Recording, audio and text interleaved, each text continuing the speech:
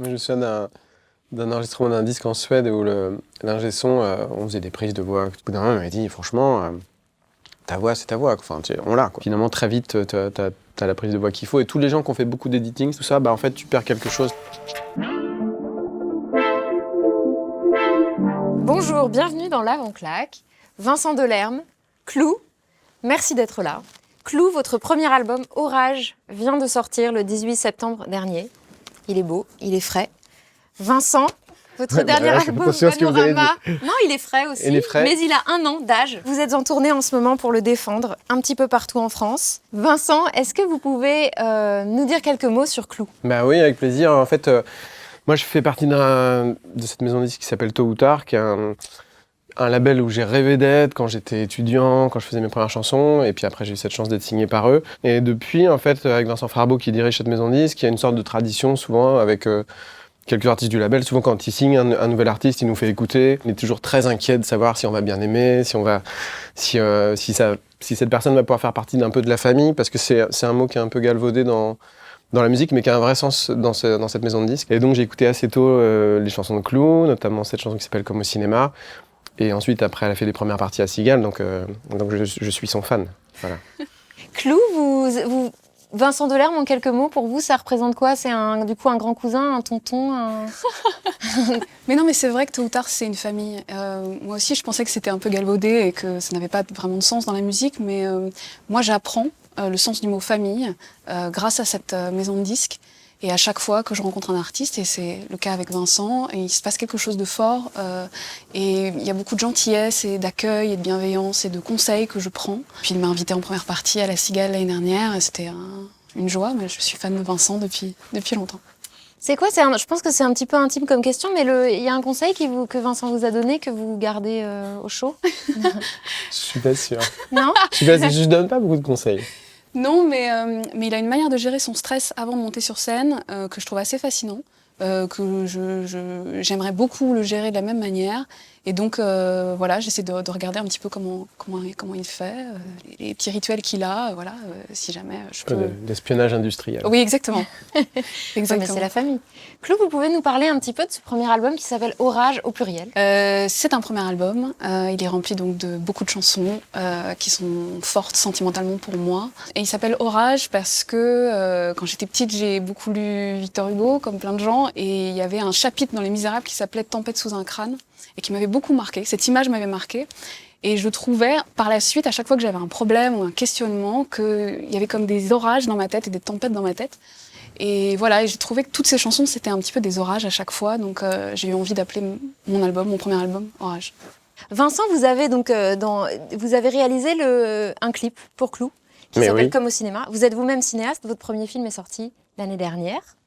Il s'appelle Je ne sais pas si c'est de tout le monde. Est-ce que vous avez choisi la chanson ? Plus joli que ça, c'est-à-dire que pendant le confinement, je lui ai envoyé un message en lui disant que j'avais une chanson que j'aimais beaucoup sur mon album. Et comme j'avais vu son film, j'avais eu très envie que ce soit lui qui mette en image cette chanson. Je trouvais qu'il y avait une parenté, je trouvais que voilà, sa sensibilité pouvait vraiment coller à cette chanson. Et puis, il a eu la gentillesse de me dire... écoute, je ne sais pas, on va voir, envoie-moi la chanson. Et puis on en a parlé, on a essayé de faire ça tous les deux, mais c'est surtout toi qui as filmé. Moi, j'ai fait du playback. Ah ouais, c'est rare, quelqu'un de très fort en playback comme elle. Vrai. Tous les plans étaient... Je m'étais dit, je vais faire un clip et on la verra pas du tout chanter. Et puis moi, je dis, fais-en une quand même où tu chantes un peu le texte. Et c'était tellement voilà, sur les mots... nickel, que finalement on a gardé comme ça. Et voilà, et puis surtout, ce qui était particulier, c'est que moi, c'était la première personne que j'ai vue hors confinement. C'était vraiment... je sais même pas si c'était... Je pense qu'on était encore censé être confinés. Bon. Ah ouais. Bref, c'était la fin. Faut pas le dire pour le... C'était la fin, voilà. Et donc voilà, après, moi je voulais vraiment qu'on soit que tous les deux. J'ai dit, voilà, je suis venu tout seul à filmer. Et j'aime bien fonctionner de cette manière-là parce que l'intérêt de en tout cas, de ce que je cherche à obtenir, c'est toujours quelque chose d'assez intime et de se dire, c'était la même chose pour le film que j'ai pu faire, c'est-à-dire que les témoignages qui étaient dans le film, je voulais vraiment qu'ils agissent comme si les gens qui voyaient le film avaient passé une soirée avec la personne qu'on voit sur l'écran et que cette personne en était arrivée à faire des confidences, pas tellement dans le sens de choses qui sont impossibles à dire parce que tabou, ou trop crues, ou je sais pas, mais juste parce qu'elles sont profondes et que c'est pas des choses qu'on dirait comme ça au fil de la conversation tout de suite dans la vie. Donc c'est ce matériel-là souvent que je cherche, et à l'image, c'est quelque chose qui existe aussi, c'est-à-dire que la façon qu'on a de se montrer, de se tenir, s'il y a toute une équipe et que vous êtes remaquillé tout le temps et tout, forcément, c'est pas la même que quand on passe 3 heures avec quelqu'un et qu'il y a une sorte de lâcher prise qui peut être touchant, voilà, tout simplement. Vos chansons apparaissent en tout cas à l'auditeur comme très intimes. Comment vous gérez ce que vous mettez dedans, ce que vous gardez pour vous? Où se situe la frontière? Ça, c'est un curseur qui évolue un peu au fur et à mesure des années, parce que bon, déjà dans un premier temps, moi j'étais très sur l'idée qu'il fallait pas s'inventer une vie, qu'il fallait témoigner seulement de ce qu'on connaissait. Donc quand j'avais 25 ans, que j'ai fait mon premier disque, que je connaissais, c'était les années que j'avais à moi, de fac, les années d'adolescence, et voilà. Et après, tu rencontres la femme de ta vie, tu fais des enfants, et forcément les choses évoluent. Mais par exemple sur les enfants, c'est une bonne problématique, parce que justement, tu essaies de trouver la manière de les mentionner. Quand ton territoire c'est de dire des choses personnelles et tout, il y a une limite que tu dois tout le temps juger. Il y a eu un album pour moi qui était très particulier pour ça. C'est un disque qui s'appelle Les Amants Parallèles et qui est l'histoire d'un couple sur une dizaine d'années, qui était en fait l'histoire de mon couple. Donc ça impliquait de dire des vraies choses et des choses assez parfois fortes, et en même temps que la personne avec qui je vis s'y retrouve aussi, et soit pas se dise « Ah ben attends, là tu donnes ça à tout le monde ».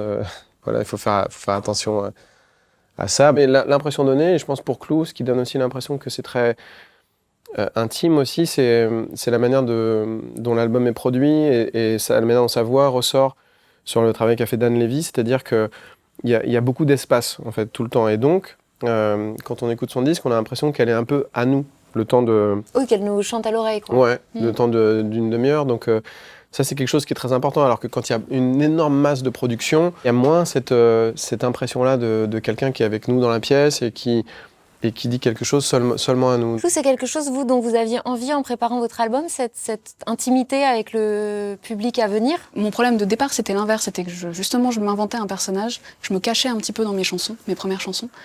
Et cet album, c'est vraiment Dan Levy, donc le réalisateur de l'album dont parlait Vincent, qui m'a poussée à justement ne plus me cacher et à arrêter d'être aussi pudique et de vraiment raconter des choses qui me tenaient à cœur. Et donc, il m'a un peu forcée vers une intimité que je n'avais pas du tout envie de, ou en tout cas, que je n'arrivais pas à faire. Voilà. Et j'avais très envie de le faire, mais je n'y arrivais pas. Et il a libéré quelque chose chez moi, dans l'écriture et dans la composition. Et voilà, je me rapproche petit à petit vers quelque chose de plus personnel. En tout cas, ce premier album me ressemble vraiment. Et oui, j'espère qu'il y a encore d'autres choses à dire. Mais en tout cas, pour l'instant, c'est une première pierre. Donc vous, Vincent, dans votre démarche un peu d'honnêteté radicale, à vos débuts, vous avez gardé votre nom Vincent Delerme. Ah oui, avec tout ce qu'il traîne avec lui en plus de... J'en ai tenté 2-3, mais juste à chaque fois sur un concert. Et Clou, vous avez choisi un pseudo, mais qui est très intime, je crois, qui est en fait un surnom... C'est mon surnom d'enfance. Ouais. C'est comme ça que tous mes amis m'appellent et que tout le monde m'appelle. J'ai quand même un prénom, hein, je m'appelle Anne-Claire, mais il y a très peu de gens qui m'appellent Anne-Claire. Je crois qu'il y a l'État, et puis les gens, quand ils sont très très énervés, ils m'appellent Anne-Claire, mais sinon c'est Clou. Donc, ouais. Et du coup, le dossier de presse, t'as que des jeux de mots Clou? Alors voilà, mais souvent les journalistes me disent merci de les aider à trouver des punchlines pour démarrer leur papier. C'est pas mon signe quand un journaliste te dit merci. Vincent, vous avez beaucoup collaboré dans votre vie et vous continuez de fait. D'où vous vient d'abord l'envie d'un duo avec quelqu'un, ou de l'accepter ou de le solliciter, et à quel moment vous savez que ça marche? Oh bah, le moment où c'est que ça marche, c'est vraiment au dernier moment. Hein. C'est quand c'est trop tard. Enfin, c'est sur scène, Mais par contre, l'envie, ça, je sais d'où ça vient, parce que c'est vraiment... Moi, je suis quelqu'un qui a écrit des chansons parce que j'étais fan des chanteurs, j'avais beaucoup fantasmé là-dessus, beaucoup écouté de chansons, et beaucoup imaginé la vie des chanteurs. J'adorais lire des bouquins sur Barbara, qui est en tournée, qui reprend la voiture, qui va de telle salle à telle salle, comment elle se positionne dans la salle, et compagnie. Donc voilà, ça me fait toujours hyper... évidemment que par plein de côtés, je suis au courant que je suis chanteur et que je peux faire des émissions et tout, mais ça me fera toujours quand même marrer de voir Christophe Maé passer dans un couloir à côté de la loge. Je me dis, mais qu'est-ce que... C'est quoi cette vie? Enfin, il y a un truc, je me sens quand même toujours un peu en dehors de ça, quoi. Et après, pour le plaisir des collaborations, bah oui, c'est super, des chanteurs avec qui on a qu'on a passé du temps à écouter ou qu'on est en train de découvrir, de les rencontrer. Parce que c'est quand même un moment un peu de vérité. Il y a vraiment les bons camarades et les mauvais aussi. Parce que tu as des gens qui veulent vraiment s'emparer du public et puis qui te squeezent, t'existes plus. D'autres gens qui restent bien en phase avec toi. Et voilà. Chez les anciens, par exemple, c'est vraiment quelque chose qui est très net. C'est-à-dire que je citerai que des gens avec qui c'était super. Bien sûr, oui. Je me souviens d'avoir chanté avec Delpech et que c'était très fort. Évidemment, tonton Alain Souchon, pareil. Et puis, il y en a d'autres, tu sens que c'est pas qu'ils flippent de quelqu'un qui est en train d'arriver, oui, mais voilà, c'est vraiment un moment qui t'apprend quelque chose du chanteur. Et Clou, vous avez, à part Vincent évidemment, un duo rêvé. Est-ce que vous sollicitez sur Instagram des gens? Paul Simon, évidemment, que c'est mon rêve d'enfant et que toute ma vie j'aurais envie de chanter avec lui. Mais je pense qu'il ne sait même pas que j'existe, bien sûr. C'est un peu tôt. Voilà, oui, c'est un peu tôt, peut-être l'année prochaine. Faut pas non plus, il ne faut pas que je tarde trop non plus. Mais j'en ai fait un avec Cocoon, avec Marc Domaille, oui. il y a 1 an. Et ça, c'est ce que tu dis, c'est un peu irréel, on se rencontre. Moi, j'avais adoré Cocoon, j'aime toujours Cocoon. Et on a toujours peur aussi de l'envers du décor, de se dire est-ce qu'il est vraiment sympa, est-ce qu'il est comme il est sur scène et tout. Et oui, il est vraiment sympa et ça s'est très bien passé et c'était une magnifique expérience. Est-ce que vous êtes l'un et l'autre féministes, revendiqués, confortables avec le terme de féminisme? Confortable, nous sommes confortables. À l'aise. Moi, je ne m'estime pas féministe, je m'estime être quelqu'un qui a toujours été du côté des filles et des femmes. Et après, dans la vie, je m'entends beaucoup mieux avec des filles. Tu vois, je sais plus, j'ai eu à faire un bouquin de photos récemment, on m'a dit « Ah bah tu peux bosser avec tel graphiste ». Moi, non, je voudrais plutôt être avec elle qu'avec lui.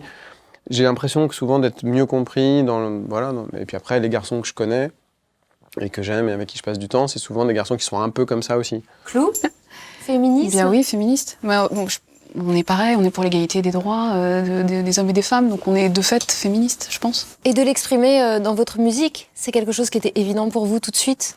C'est quelque chose de sensible parce qu'on vit dans une société patriarcale, j'invente rien. Donc le sexisme, on le touche du doigt à 12 ans, 11 ans, même avant si vous voulez. En tout cas, on le ressent vraiment fortement à cet âge-là. Quand le corps change, quand le regard justement change. Et donc oui, en parler, ça semble évident, ça a sa place dans les chansons et je pense que c'est très bien que la parole se libère sur le sujet. Il est temps. Clou, est-ce que vous pouvez me dire 2 mots d'une chanson de votre album que j'aime particulièrement personnellement, qui s'appelle Narcisse? Alors c'est une chanson très joyeuse qui s'appelle Narcisse, oui, et qui parle des pervers narcissiques. Pas du tout joyeuse, hein, c'est ironique. Et qui parle de mon expérience personnelle. C'était un sujet très très difficile et c'était pas une chanson que je pensais pouvoir chanter. Et c'est toujours une chanson qui est difficile à chanter sur scène, parce que pour moi, elle appuie un peu sur tous les boutons en même temps. Mais elle est importante et je suis assez fière qu'elle soit sur l'album. Est-ce qu'une chanson comme ça, elle règle des choses pour vous, intimement, avec vous-même? Non, si une chanson pouvait régler des problèmes, ce serait formidable, mais ça me donne de la force. Est-ce que c'est le cas aussi un petit peu de Rouge, où vous exprimez des sentiments, pour le coup, de colère? Tout à fait. Mais Rouge, c'était le point de départ de l'album. C'est la première chanson que j'ai composée. Et c'était la libération de la parole. C'est libérer la colère, voilà. Et c'est ne pas se cacher derrière une politesse, une gentillesse toute féminine qu'on nous apprend. Le mettre en chanson, c'était aussi une manière de me donner de l'énergie. Quels sont vos rituels juste avant de monter sur scène? Moi, j'ai pas d'autre rituel que d'avoir une bulle tout seul pendant 1 heure avant, parce que c'est juste tout simplement que tu as la responsabilité de la soirée des gens. Donc tu peux pas arriver comme ça au dernier moment du resto, t'habiller et dire tiens bonsoir tout le monde. Non, il faut quand même intégrer un peu le process pour être à l'aise sur scène, en tout cas, des gens qui sont... Il y a des salles qui sont bien pour ça parce que tu as un petit haut-parleur qui te fait entendre le brouhaha de la salle qui monte et ça, mais voilà, voir ce que ça représente aussi dans la société actuelle.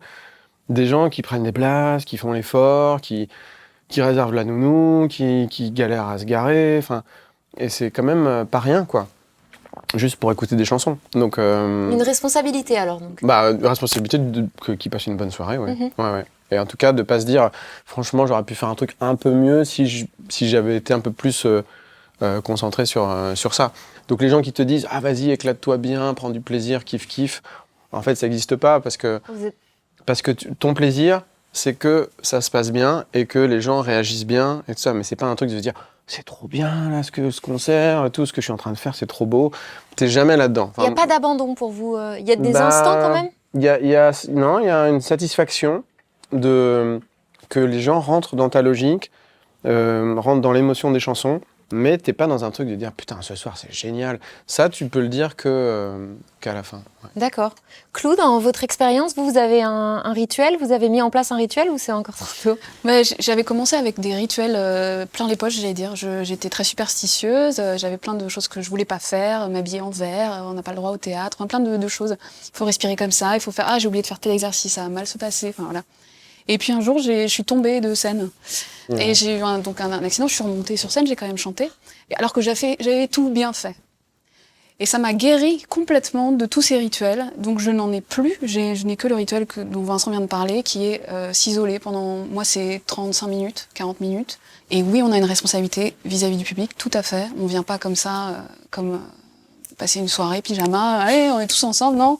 On est là pour chanter, pour que les gens se disent « Waouh, j'ai passé une bonne soirée ». Est-ce que vous avez l'un et l'autre un souvenir d'une énorme claque que vous vous soyez pris en concert, vous, en tant que public? Émilie Loiseau, à la Cigale.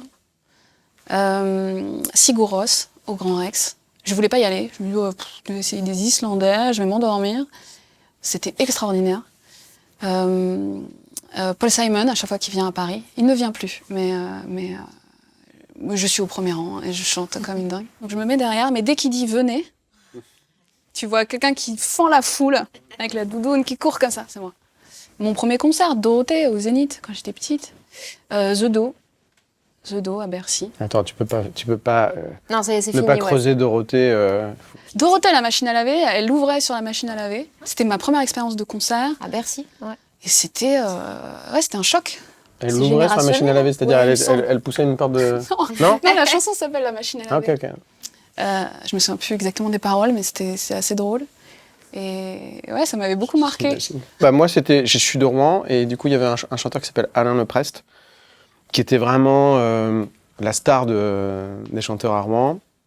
Et j'avais été le voir quand j'étais étudiant, et ça m'avait tellement fait d'effet que pendant un an après, j'ai plus fait de chansons. Je me suis dit non, mais moi, je suis incapable de faire ce que fait ce mec-là. C'était hyper physique, c'était vraiment... C'est une grosse mandale, quoi. ouais, d'une mais claque. c'était vraiment une claque au sens ça t'arrête, quoi. Ouais. Et je me dis non, c'est génial, lui, c'est un génie. Je trouvais ça trop fort, en fait. Mais c'était très, très théâtral aussi, très brélien, très tout ça. Merci beaucoup, Clou. Merci beaucoup, Vincent. Et maintenant, l'heure est venue du claquer. On claque. Bah, claque. Claquer. Ah ouais, c'est claqué. Claque. Un peu les deux, quand même. Claquer. Ah, c'est une claque parfois, quand même. Non, c'est un petit choc. Claque. C'est claqué. Voilà, on est bien en phase. Claque. Ouais, claque. Ouais. C'est insupportable. Les notes vocales, tu sais, c'est les gens qui t'envoient un message plutôt qu'un texto. Ils t'envoient une note vocale. Pardon, bien sûr. Mais moi, j'aime bien claque. Claqué. Les filles, par exemple. Ah bah, claquer. Ouais, c'est claqué. Claque. C'est vraiment bien. Enfin, pour moi, c'est claqué. Claque. J'ai le droit de dire claqué. Oh, claquer quand même, souvent, mais c'est ouais. Claquette. Claquer, mais ouais. Ouais, c'est En fait, chouette. c'est pas facile, hein, parce que... C'est une question existentielle. claquer. Ah non, claque. Mais non, je rigole. On n'est jamais d'accord. Mais non, j'aime bien le coriandre. Là, mais je dis le coriandre. Claquer, moi, j'ai jamais fumé, donc c'est... Claqué. Ok, merci beaucoup. Claquer. Voilà. Ah non, fallait pas. Bah, merci à toi. Clou, est-ce que vous pouvez nous dire juste un mot sur le titre que vous allez interpréter dans un instant? Oui, la chanson s'appelle Comme au cinéma. On en a parlé parce que c'est la chanson dont Vincent a fait le clip. Exactement. Ceux qui n'ont pas Clairement. suivi. Bravo. Et ça parle d'avoir de la manière dont moi j'essaye de concevoir ma vie, c'est d'avoir une vie passionnée. Pas forcément passionnante avec plein de choses à raconter, mais passionnée. Voilà. Donc comme au cinéma. Clou va maintenant interpréter seul au piano, comme au cinéma.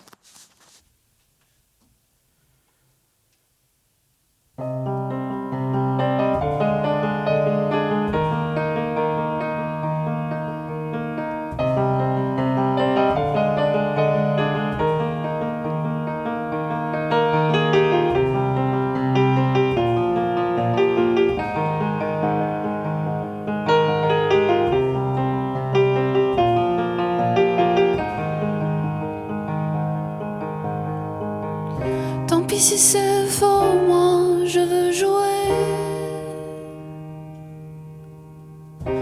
Le cœur battant, la gorge nouée, me révéler sauvage et le texte inventé, abîmer mon image et l'écran crevé. Moi je veux vivre comme au cinéma, en plan américain, avec la musique qui marque mes pas et la nuit qui m'appartient. Moi je veux vivre comme au cinéma, d'un scénario de rien. Et si c'est mauvais, mauvais, je couperai la fin. Si c'est mauvais, mauvais, je couperai la fin. Tant pis si j'ai peur, je veux essayer.